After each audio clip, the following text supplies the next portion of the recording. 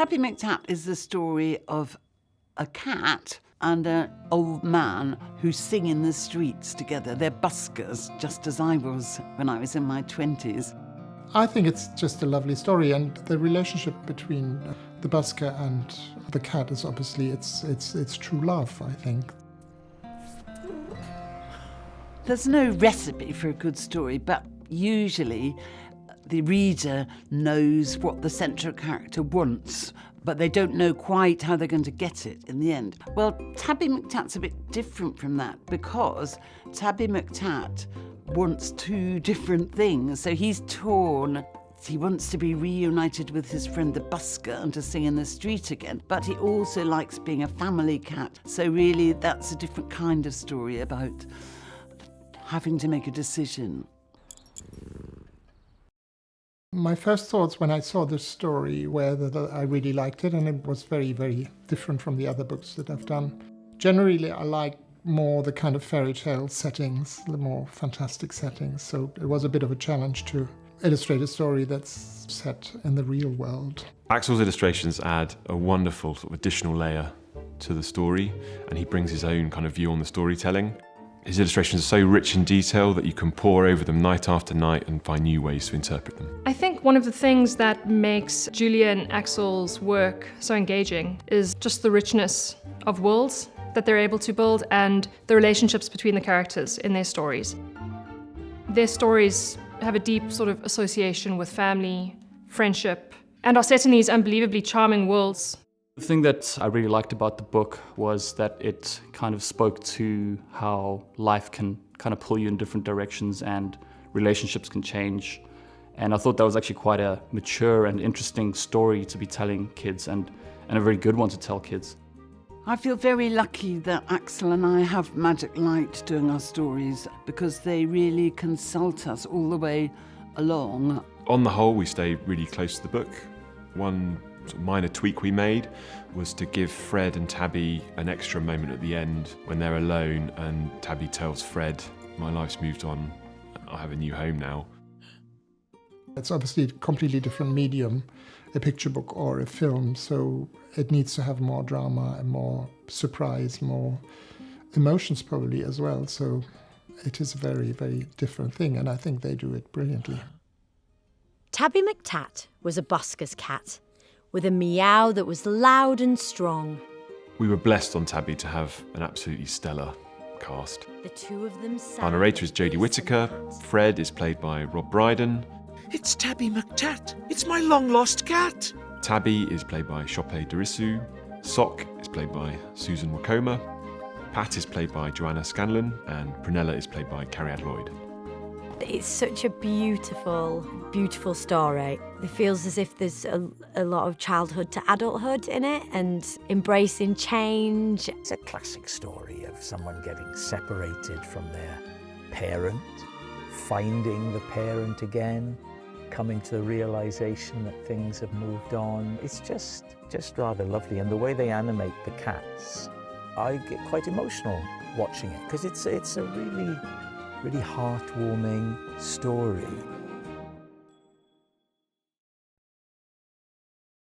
It was great working with Red Star, and this was our first collaboration with them, but it was also our 11th special based on Julia and Axel's work. So there was a challenge for them in making the film feel it's connected to the previous ones. We always try and make them feel like they're in the same universe, if they're not necessarily taking place in the same locations or quite the same world. This universe that they live in is quite specific. Obviously, we're trying to recreate this feel of everything being handmade, everything being kind of this miniaturized sort of clay universe. You have to try and simplify things as much as possible, put yourself into the mind of a stop-motion animator. So it's very different from other productions I've done. So the Magic Light aesthetic it's something that's actually developed over a number of films, but it harkens back to the designs and the drawings and books by Axel Scheffler. Of course, it needs to be adapted into something that can move around in 3D space and also look like a stop-motion maquette. And we really do try to push for that tactile feeling. A nice approximation for the drawings from Axel, his loose drawings that have all this character and feeling in them that would be very difficult to do in 3D, we get by looking at the textures, the surfacing, rough clay, those sorts of things that bring a bit of looseness and roughness and that feeling of a handmade aesthetic into the film. Stop motion animation is super difficult, so you try and keep things as simple as possible. You try and distill things so that things are very clear in so 1 or 2, 3 key poses. It's all about simplicity and getting your idea across as quickly as possible. Making the film posed a number of challenges. The first was that it features cats, which meant 4 legs to animate, a tail to animate, as well as all the usual expressions and details that we give the characters. With animation on this project, it was really important for us to really capture the mannerisms and the idiosyncrasies of cats. There's little things that they do to express emotion, and that might be the way that they bend their ears, or the way that their tail stands up when they're happy, or the way that their pupils dilate when they know that food is near. Jerome, our animation supervisor, did a fantastic job in terms of research and prepping, and the animators did a lot of research themselves, and so they would come back and pitch their ideas, which would be the acting that we get from the cats, but they'd also bring videos of cats, and so I think we covered the whole internet's cat videos. The story is very special to me because, as well as having been a busker myself, I'm also a great cat lover, and we actually have 2 tabby cats, and they're called Tabitha and McTat. Look under the bed and see the 3 kittens I've had. I was telling a story to the guys when we were recording that my cat gave birth under my bed, and it was so magical having kittens under your bed. Its name was phenomenal. Wicket W. Warwick, named after an Ewok. And it had an older brother called Tebow, another Ewok. And my cat was beautiful, very beautiful, long brown hair, and looked like an Ewok.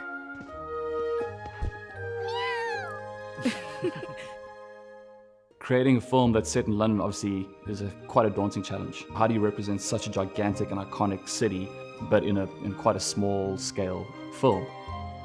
Very early on, 2 directors, Sarah and Yak, and our art director, Shannon Taylor, spent time in London, specifically visiting the places that have been a part of Axel's life, so where he has lived and worked, because we felt that was really coming through in his illustrations. I was asked to make the drawings not to look like London, although I did have London in mind secretly. And I'm very happy that the film has this clear setting of London. I think that's a nice thing, that's a London story. It was a big responsibility trying to represent London in Axel's style. We try to look at what are the repeating motifs and elements and patterns that you see that make it distinctly London. And we try to pull those things out as props. And so we obviously lent on the things like red buses and the telephone booths. But we also try to look at what the pavement looks like, the paving stones, and even the little pieces of gum and so on that you might find on the streets. That just gives you a real sense that you're in the place. But then you need to pull back on all the detail that you would see in a photo, and you need to try and adapt that into the Magic Light style. One of the challenges was that this film takes place over almost an entire year.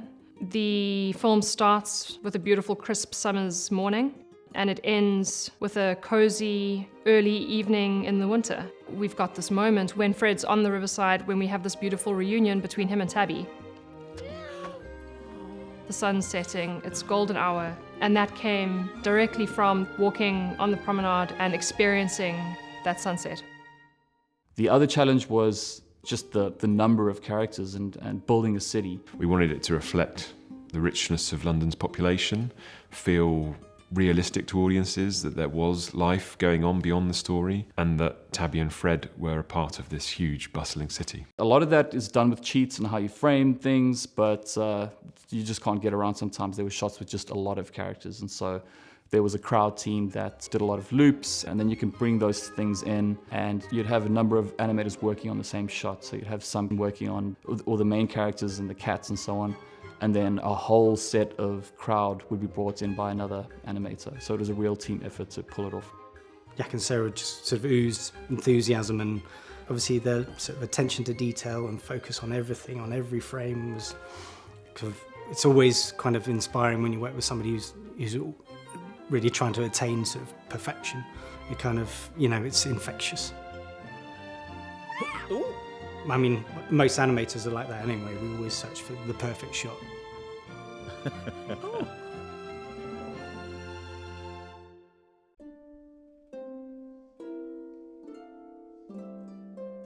This is the 11th score that Rene Brie has composed for a Magic Light special. Once again, it just feels brilliantly Rene, but is unique to Tabby McTat.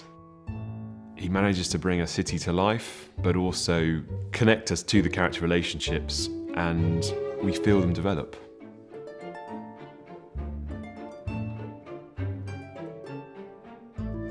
So working with Rene is an absolute privilege. He's just created a beautiful score for this film. This one feels quite unique. It's got sort of sadder tones, but then it's also full of joy. It's quite a big film, but it has small moments of intimacy as well. It's so amazing working with him, because really we can just brief him in terms of what the characters are feeling and thinking, and what we want the audience to feel and think in that scene. Working with Rene is always so wonderful. He is the heartbeat to these shows. Working with him this time around was slightly different. This film is a little bit more toned down, a little bit more nuanced and subtle, and I think that came through beautifully in the music. So my favorite cue in the film is one where Fred finally realizes that Tabby has another home. The way that the cue builds is just so moving and warm, but at the same time it's got a kind of a slight tone of something bittersweet or melancholic, as Fred realizes he has to part with his buddy. It's got a real warmth to it, and you just feel that they both understand one another, they're going to remain friends, everything's going to be okay now. It was fun working a busking song into the book. Of course, I used to be a busker myself. I used to sing in the streets of Paris along with a girlfriend originally, and we could only play about 3 chords. But then a medic friend called Malcolm joined us, and he had a whole repertoire of songs he could play, and we started to do really, really well. Our straw hat got full of coins. The Tabby McTat song is at the heart of the book and is special to pretty much all readers, and so we took our interpretation of it very seriously, because we know that everyone out there reading at bedtime is bringing their own voice to it. Me, you and the old guitar, how perfectly happy we are. As far as the song goes, we really wanted to try and capture the original intention that Julia had for the song. And so her and Malcolm very kindly recorded a rendition that they'd done. And as far as possible, we tried to adapt that into what you hear and see in the movie. How perfectly happy we are. Chope Dorisu was such a pleasure to work with on this film. The first day of recording, we were quite nervous because the first thing that he needed to do was meow a rendition of Tabby and Fred's song. Meow, you and the old guitar, how perfectly happy we are.